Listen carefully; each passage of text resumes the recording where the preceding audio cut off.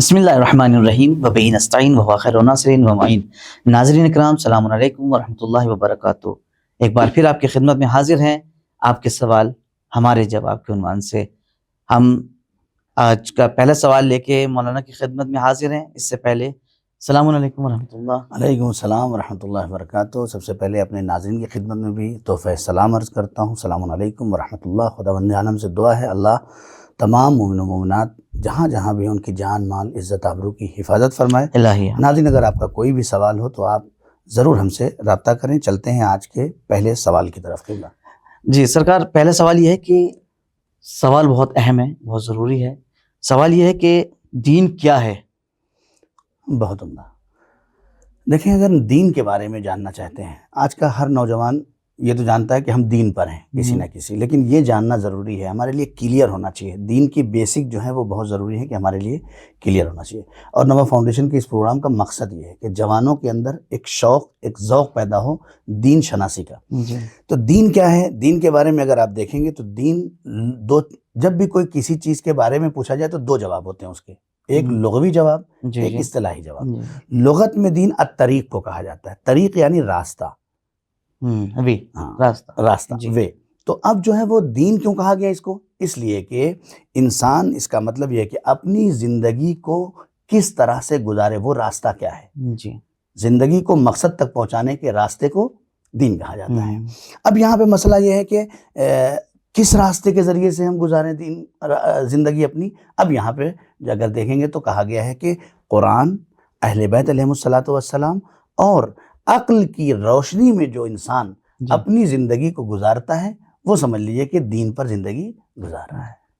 تو دین کے سمجھنے کی جو سورسز ہیں وہ قرآن، فرامین اہل بیت، حدیث جسے کہہ سکتے ہیں، رسول اکرم کی حدیث، اور ائمہ علیہ السلام کے فرامین، اور عقل کے ذریعے اللہ نے عقل کو بہت اہمیت دی ہے۔ تو اس کے ذریعے ہم دین سمجھ سکتے ہیں۔ بہت خوب۔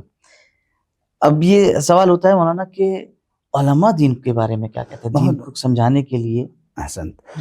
اب یہاں پہ قرآن اور حدیث اور اہل بیت کے سائے میں تو آپ زندگی گزار لیں گے، جی، لیکن کیسے سمجھیں گے کہ مجھے کیا تلاش کرنا ہے، کیا نہیں تلاش کرنا؟ یہاں پہ علماء نے بڑی اچھی تقسیم کی ہے، بہت بہترین ہمارے نوجوانوں کے لیے۔ یعنی یہ فاؤنڈیشن تیار کیا ہے علماء نے، فاؤنڈیشن تیار کیا دین کا، کہ اس طرح دین ان چیزوں پہ ٹکا ہوا ہے۔ جی جی جی، ان چیزوں پہ دین ٹکا ہوا ہے۔ یہ آپ کے اندر، اگر آپ اپنے آپ کو دیندار کہہ رہے ہیں، آپ اپنے آپ کو مومن کہہ رہے ہیں، تو آپ یہ دیکھیں کہ اس فاؤنڈیشن پہ آپ کا دین رکا ہوا ہے یا نہیں رکا ہوا ہے۔ کیا ہے؟ تین چیزیں علماء نے بتائی ہیں کہ دین تین چیزوں کے مجموعے اور گلدستے کو کہا جاتا ہے۔ پہلی چیز ہے عقائد، دوسری چیز ہے احکام، تیسری چیز ہے اخلاق۔ ان تین چیزوں پہ دین رکا ہوا ہے۔ اب ناظرین کی خدمت میں چلتے ہیں اور بتاتے ہیں کہ دین میں جو پہلا مرحلہ ہے عقائد، یہ بہت اہم ہے۔ ہم نے بچپن سے تنظیم کی کتاب سے پڑھنا شروع کیا ہے کہ اصول دین 5 ہیں۔ اصول دین میں تقلید جناب نہیں ہے، حرام ہے، بالکل منع ہے، تقلید نہیں کر سکتے آپ۔ جب اصول دین میں تقلید نہیں کر سکتے تو اب یہاں پہ ہر نوجوان، ہر مومن، ہر شیعہ، ہر مسلمان کو یہ سوچنا پڑے گا کہ اب جو ہمارے پاس عقیدہ ہے یہ تقلیدی ہے یا تحقیقی ہے۔ یعنی یہ بھی واضح کر دیا جائے، قبلہ کے کہنے کا مطلب یہ ہے کہ اصول دین میں تقلید نہیں ہے۔ اصول دین یعنی توحید، نبوت، امامت، قیامت، عدل، اور اس کے اندر جو ایک چیز ہے عدل۔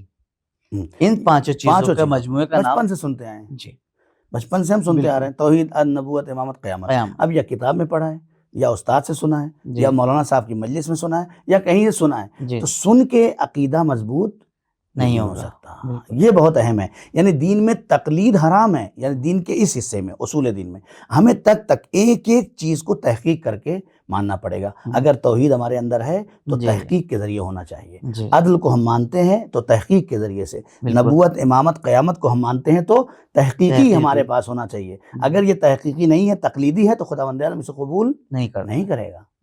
لہذا دین ان تین حصوں کا مجموعہ ہے، جس میں پہلا ہے عقیدہ، دوسری چیز ہے احکام۔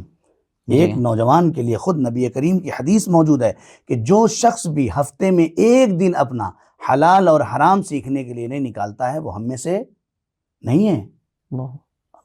آپ سوچیں، یعنی کم سے کم ہفتے میں ایک دن ہر نوجوان، آپ ڈاکٹر ہیں، آپ انجینئر ہیں، آپ مولانا ہیں، آپ جو جس کنڈیشن میں بھی ہیں، جس لیول پہ بھی ہیں، آپ کی ذمہ داری میں سے نبی نے ایک ذمہ داری دی ہے کہ ہر ہفتے میں ایک دن کم سے کم اپنا حلال اور حرام کے لیے نکالیں. آپ دیکھیں امام جعفر صادق علیہ السلام یا امام محمد باقر علیہ السلام کی حدیث بھی ہے کہ امام فرماتے ہیں کہ مجھے اگر اپنے اصحاب کو حلال اور حرام سکھانے کے لیے کوڑے بھی مارنے پڑ جائے تو مجھے پسند ہے.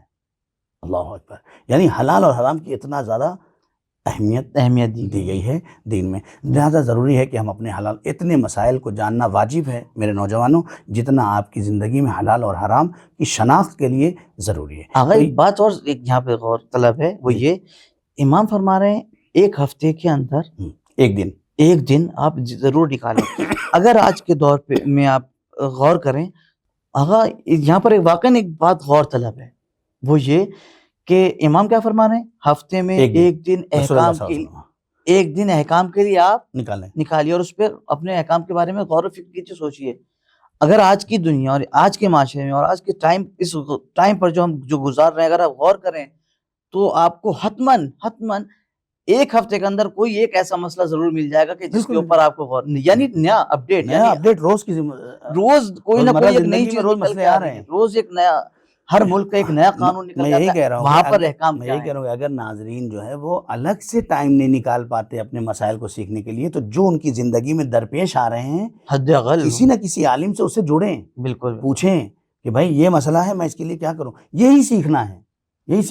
الگ سے کلاس کریں. کلاس نہیں کر سکتے ہیں تو آپ اس طرح سے تلاش کریں. یعنی آپ کی ذمہ داری یہ ہے کہ ہفتے میں ایک دن کم سے کم اپنا حلال و حرام کے لیے نکالیں.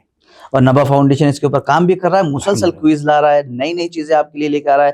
اچھے اساتذہ لے کر آ رہا ہے جو ان سوالوں کے جواب آپ تک پہنچا رہے ہیں. آپ اس سے جوائن ہوئیے اور علوم حاصل کیجئے. اب جو ہے وہ ایک چیز بچی ہے قبلہ اخلاق کے بارے میں کچھ فرمائیں. آپ کی کتنا ضروری ہے اخلاق؟ بالکل اسی طریقے سے کیونکہ 3 چیزیں بتائی گئی ہیں احکام عقائد اور اسی طریقے سے اخلاق. یہ بھی اتنا ہی اہم ہے. اخلاق انسان ایک پڑھا لکھا ہے بہت عالم بہت اچھی معلومات اور اس کا عقیدہ بھی دل کے اندر بہت اچھا ہے. یعنی تمام چیزوں کے اوپر پرفیکٹ. یعنی توحید کے اوپر اس کے پاس دلائل موجود ہیں. عدل کے اوپر اس کے پاس دلائل موجود ہیں. عدل کو بھی اسی طریقے سے مانتا ہے. نبوت و امامت و قیامت معاد یعنی سب چیزوں کو پرفیکٹ جانتا ہے مانتا ہے. اس کا عقیدہ اچھا ہے مگر عوام کے اندر اس کا اخلاق اچھا نہیں ہے. یہیں پہ اخلاق میں جو ہے وہ اب یہاں پر ضرب کھا گیا. وہ یہاں پر مات کھا جائے گا. وہ یہاں پر آ کے اسی لیے نبی کریم کی بات ہے. لوگ آئے یا نبی اللہ ایک ضعیفہ میرے یہاں ہے اور وہ دن بھر نماز پڑھتی ہے اور دن بھر روزہ رکھتی ہے رات بھر نماز پڑھتی ہے اور یہ کرتی ہے اور وہ کرتی ہے. نبی نے فوراً پلٹ کے پوچھا یہ بتاؤ کہ اس کے اخلاق اور کردار اپنے پڑوسیوں کے ساتھ کیسا ہے.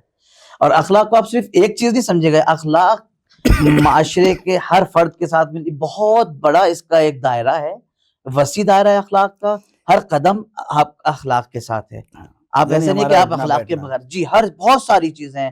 یعنی اور خود نبی اکرم کو مبعوث کیوں کیا گیا؟ صاف لفظوں میں اخلاق کی بہت ساری چیزیں ہیں جس میں سے ایک اخلاق بھی ہے. یعنی ہمارے پاس ایسی سیرت موجود ہے نبی کی سیرت بیت کی سیرت قرآن کی سیرت کہ انسان کو پیدا ہونے سے لے کے قبر تک کے لیے ایک لمحے کے لیے بااخلاق بنانے کے لیے وہ کافی ہے. اسی لیے قرآن نے بھی ایک جملہ کہا ہے قد افلح من تزکا. جس شخص نے بھی اپنا تزکیہ نفس کے اپنے آپ کو بااخلاق بنا دیا وہی کام فلاح بہبودی پا گیا کامیاب ہو گیا. جزاک اللہ خیر. آج کا ایپیسوڈ یہیں پہ ختم کرتے ہیں آقا. انشاءاللہ ہم اگلا ایپیسوڈ لے کے پھر آپ کی خدمت میں حاضر ہوتے ہیں. جب تک کے لیے خدا حافظ.